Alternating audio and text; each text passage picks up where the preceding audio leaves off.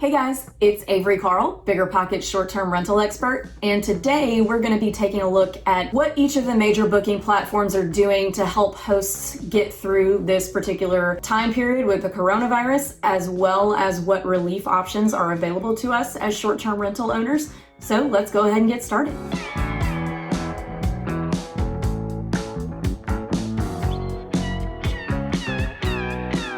First, we're going to talk about what VRBO has going on. From the beginning, VRBO stayed pretty tight-lipped and didn't make any major changes to its extenuating circumstances policy. However, about 2 weeks into the coronavirus pandemic, they realized they were going to have to do something, and they've taken a two-prong or two-option approach to their cancellation policies, which I think is pretty fair.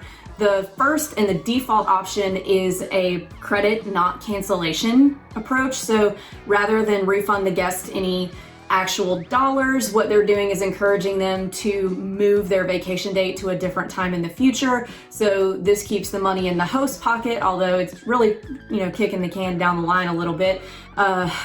Seems to be the most host-centric policy of any of them that we're going to talk about today.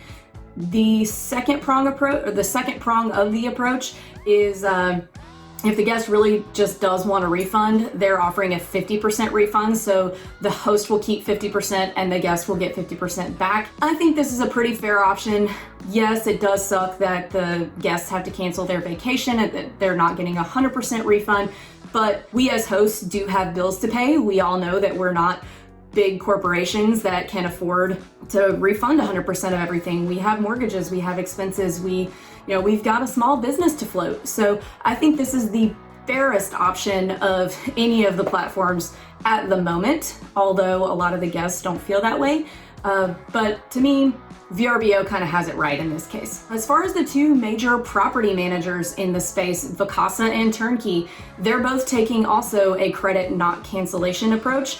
So they're not even offering refunds. They are just making all of their guests move their vacation to a future date, and they're receiving 100% credit. Most of the other major booking platforms are following suit with the credit, not cancellation policy, which brings us to Airbnb because they are not.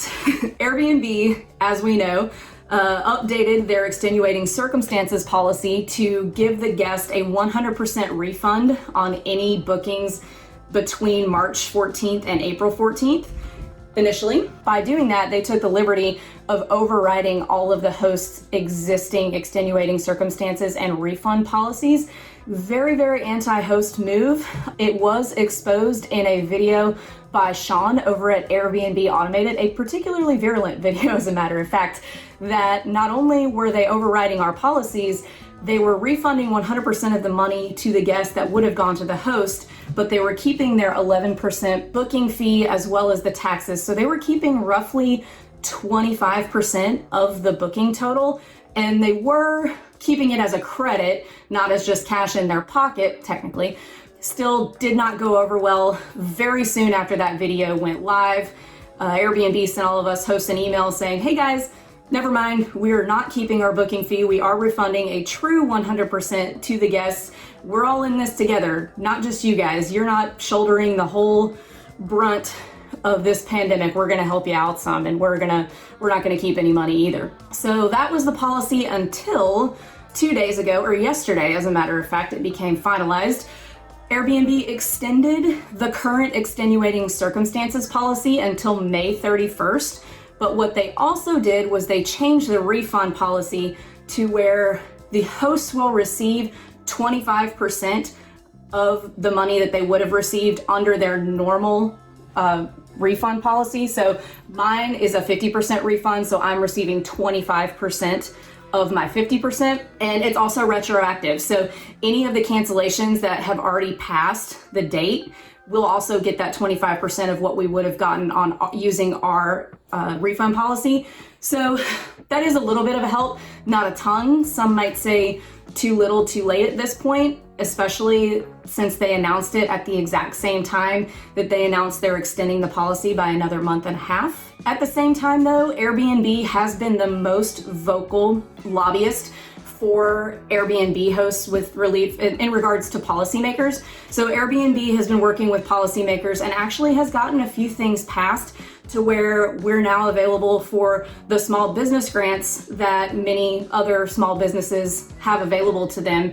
It will cover our utilities, some of them will cover mortgages, so that's definitely something to look into. Go on the Small Business Administration website and check that out, because that has been made available to us. So definitely check it out if you don't have enough cash reserves to float this, and maybe you do. Maybe you want to do it anyway. Definitely check that out. Another thing that a lot of people have been talking about mortgage-wise is a 3-month mortgage deferment that most of the Fannie Freddie-backed loan servicers are offering.